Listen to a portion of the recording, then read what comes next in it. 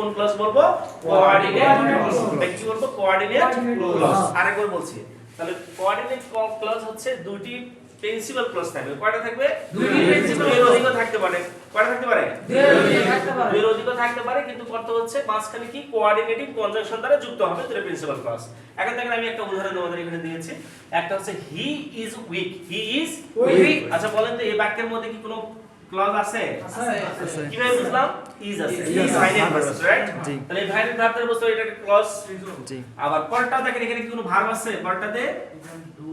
আছে এই বাক্যের মধ্যে ভার্ব কোনটা ক্যান